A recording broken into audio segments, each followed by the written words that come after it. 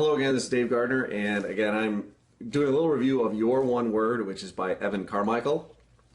And I have some questions that I have sent to Evan. I was working with their support group about reviewing the books, and if you've looked at some of my other YouTube videos, you'll see that I do now and again do some videos on the books. And so these are some of the questions. We're gonna pan into Evan's response here in just a minute, but these are some of the questions that we're going to kind of hint at, and it really depends on what business you're really looking for to develop. And what I'm focusing all my efforts on right now is a MLM, or a multi-level network marketing company in the health and fitness industry. And so, one of the questions I have, if we're kind of, trying to build a business, and the business has its own core values, the question is, do we just try to dive into those and buy into what they're saying, or do we still have our own little pseudo core values in addition and feed those in there? And then another question I have is about there's so much that's out there today on the internet about the next best thing, and like the shiny ball syndrome, and come to find my product, or come check my product out, or test this out, use this new software. It's going to be the the end all and be all, but usually they're not. And sometimes it's just simple things that make progress happen. So one of the other questions was, suggestion for maintaining focus and, just sticking with the things that work. And then one of the other questions I have for him, just about when you're building a business, a lot of times you're putting a lot of effort in, and you're taking time away from things that you might want to normally do, seeing friends, hanging out, spending time with the family, which I've fallen into in the past, and has caused maybe some problems, of course, but it's also brought me to where I am today. So in the long run, I find it benefited from the efforts in the past. So the question is, what does he like to do to have fun?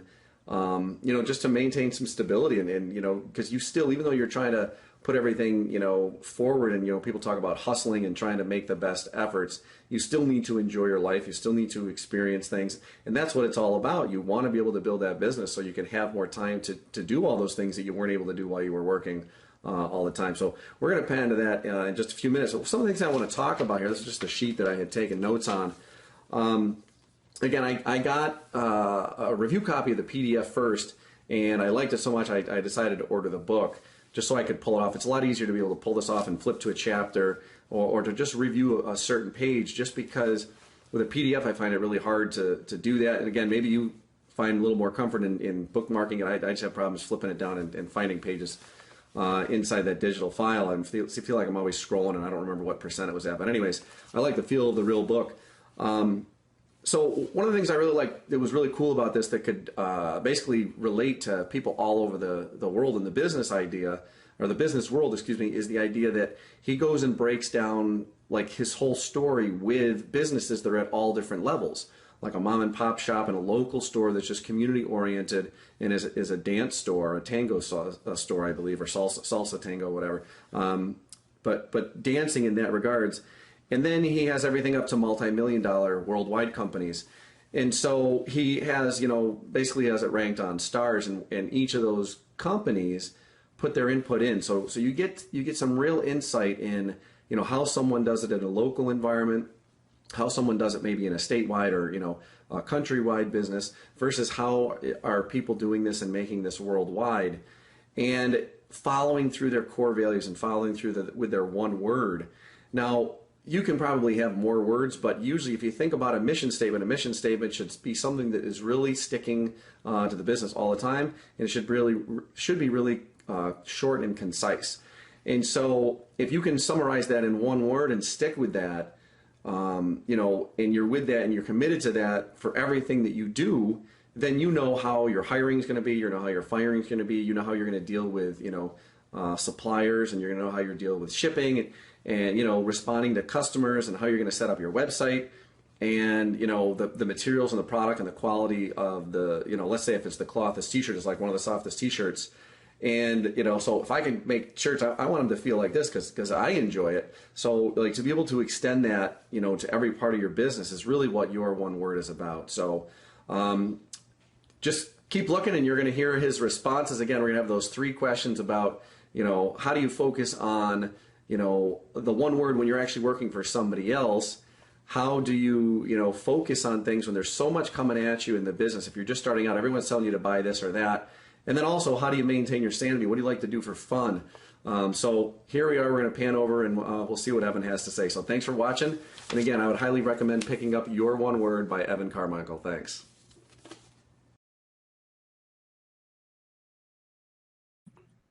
What's up, everybody? My name is Evan Carmichael. I am the author of Your One Word, The Powerful Secret to Building a Business and Life That Matter.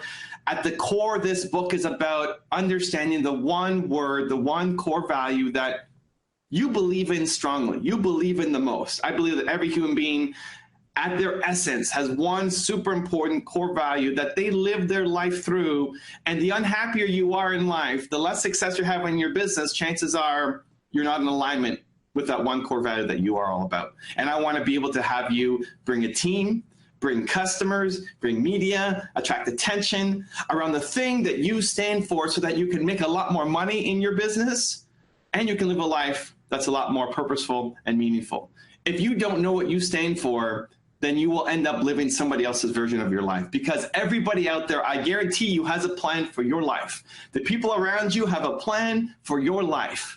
And until you make your plan for your life, your version of it, until you understand what you stand for and therefore what you stand against, then you're always going to be living other people's version of your life. And so that's what the book is about. And I really appreciate this opportunity from Dave to be able to answer a couple questions that he sent over for me to hopefully inspire you and give you some extra knowledge to take back and apply in your business and your lives. So first question from Dave comes up. What advice would you have for independent distributors in network marketing? Do you feel they should become the one word of the company or establish their own one word that complements the company's?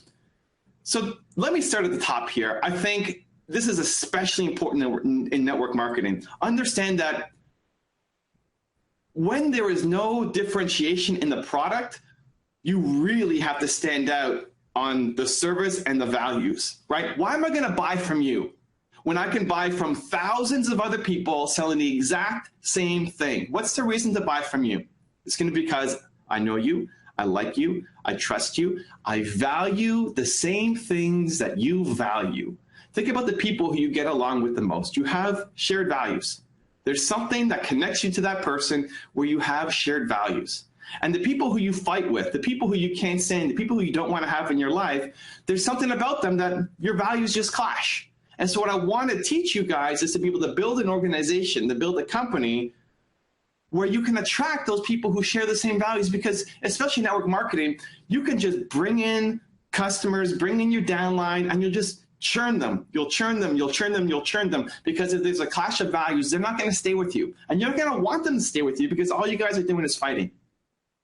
Where just like getting married, right? Just like finding business partners, when you have people who are aligned on values, when they believe the same thing that you believe, they're much more likely to join your downline, to stick around in your downline, to still be there a couple of years later, to refer new members in, to buy more product from you.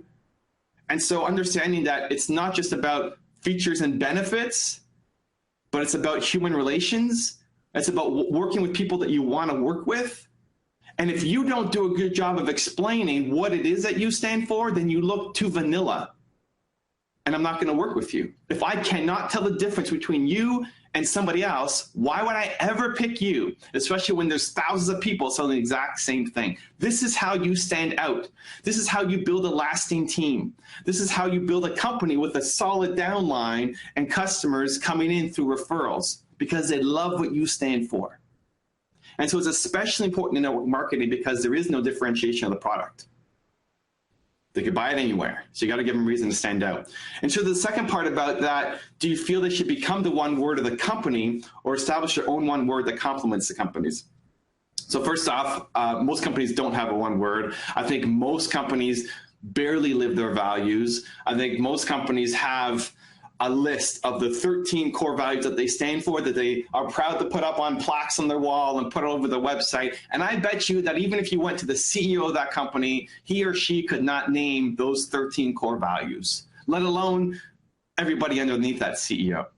And so it's a problem, because if you can't list what your core values are, then you're not making decisions through it. The whole idea of a core value is this is the thing that you make all your decisions through.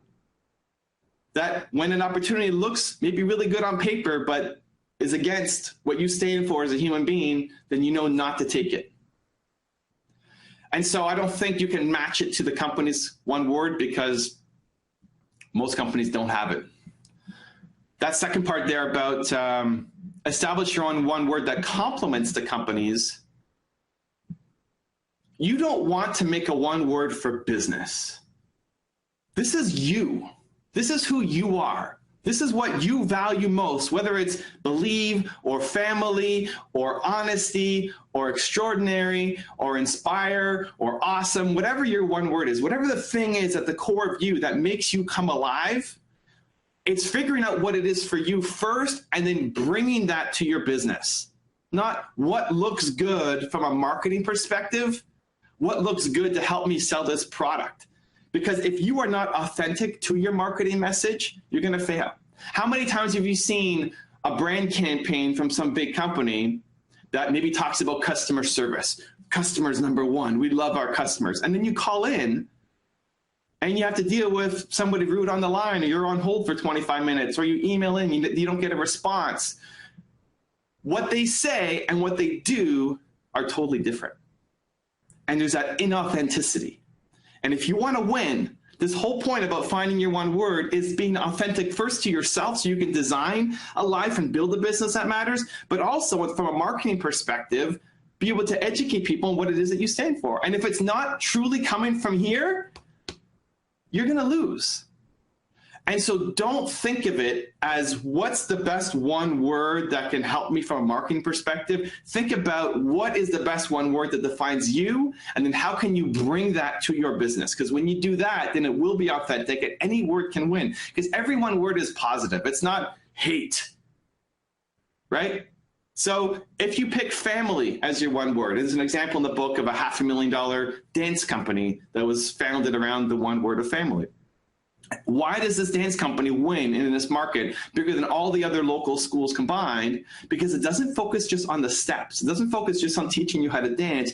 It's focused on how do you build a culture around family. So when you come in as a student, you're immediately welcomed into the family, that the instructors love each other like they would somebody who's part of their family. And so it shifts some of your thinking of how you teach a class and how you market yourself and how you build the website, what you post on social media. All of the actions that you run in your business come through that one word. And it has to come from an authentic place or it's never going to win. And so if you want to build a business around family, as an example, whatever it is that you stand for, then it's starting to think, okay, family is important to me. It's at the core of who I am as a human being. Great. How do I treat my customers like their family? How do I treat my downline like their family? How do I treat my upline like their family?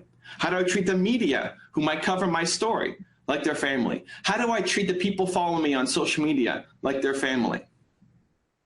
It starts to impact every single big decision that you make in your business and in your life, because now you have clarity and focus. Maybe family is okay to you, but it's not the one thing that's most important to you. Maybe there's a different word. Right? Maybe awesome is your word. And there's another business in here that Roberto Blake built a $50,000 full-time income for himself around the word awesome. Great. Apply it to all of those same decisions.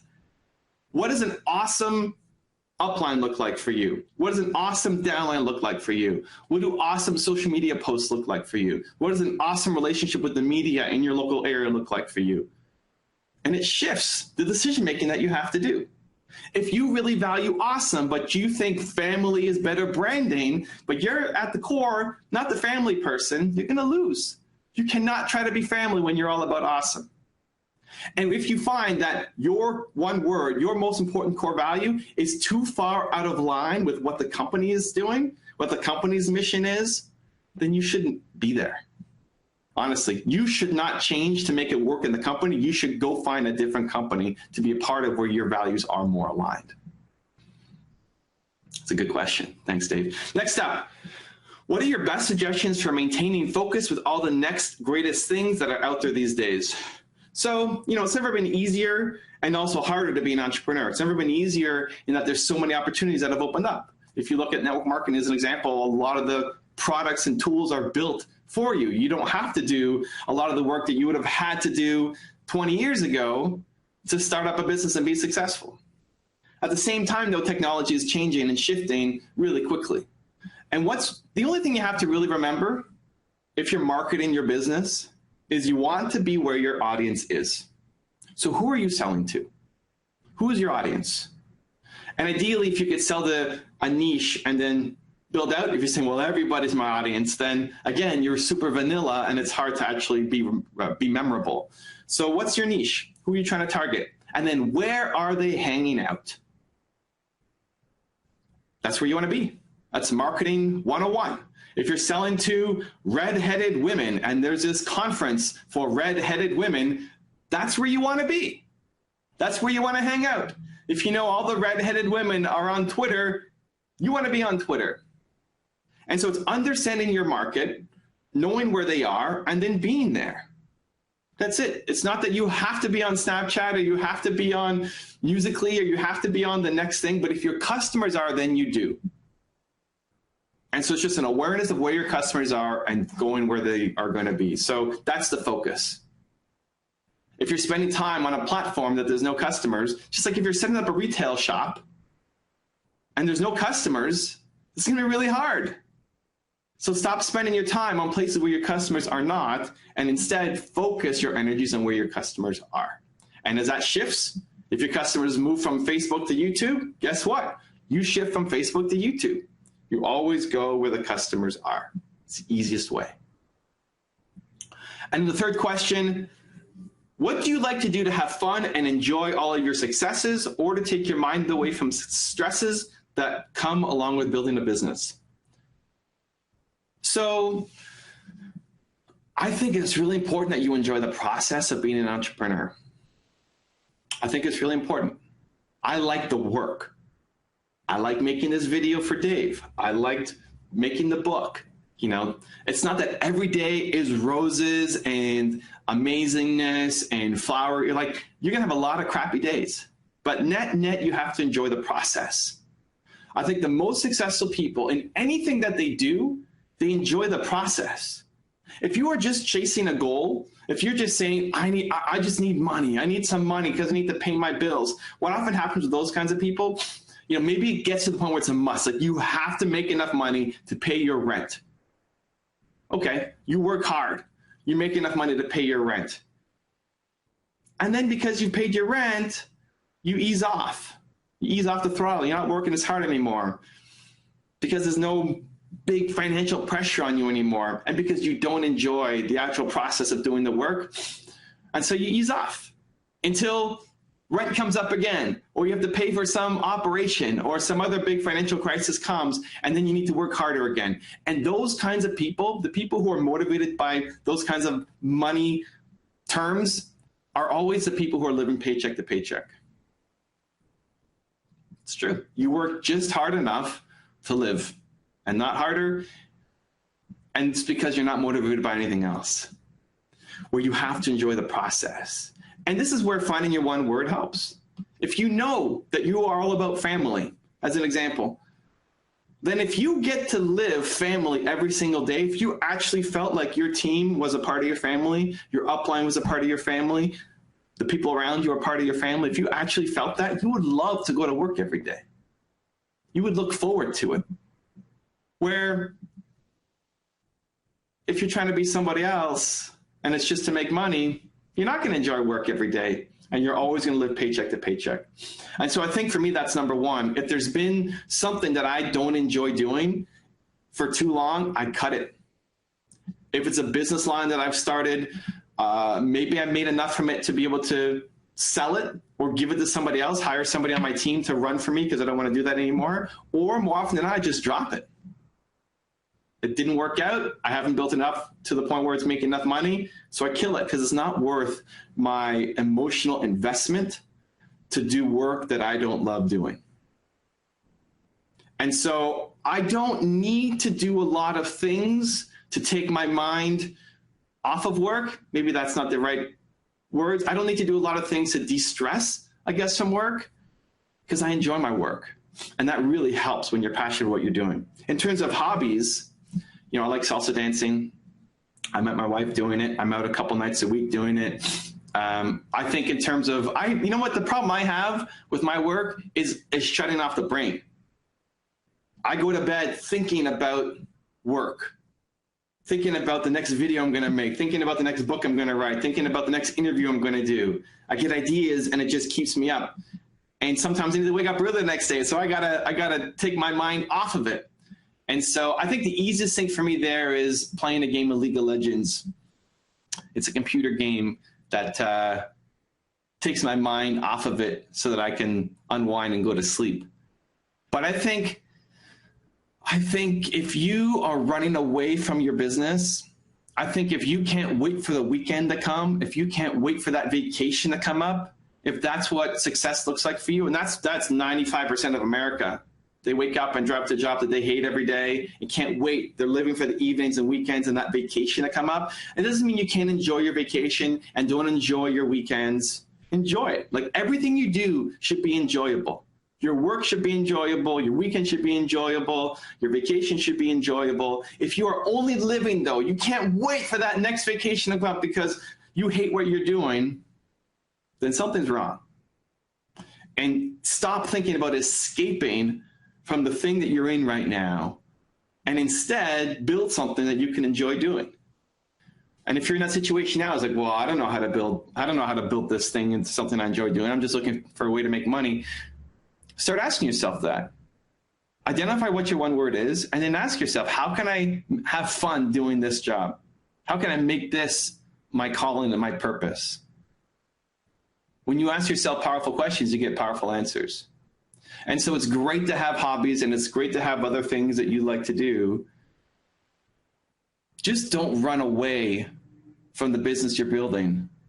Have your business be a part of a successful life for you, something you enjoy and look forward to on a daily basis. And again, not every day is amazing, just like not every vacation is amazing, just like not every weekend is amazing, but net, it should be something that you look forward to and is part of you being fulfilled, because you spend so much time working. Why would you want to waste that? And so at the core for me is figuring out what your one word is, understanding what your most important core value is, and then making every important decision in your business and in your life through it. It gives you clarity, it gives you focus, it gives you meaning, it gives you fulfillment. And in my view, it's one of the most important exercises you'll ever do in your life. So those are the 3 questions. Dave, I appreciate the opportunity. I hope I provided some answers for your audience. Thank you again for talking about my book, spreading some awareness. I really appreciate it. I believe in you guys. I hope you continue to believe in yourselves and whatever your one word is. Much love. I'll see you soon.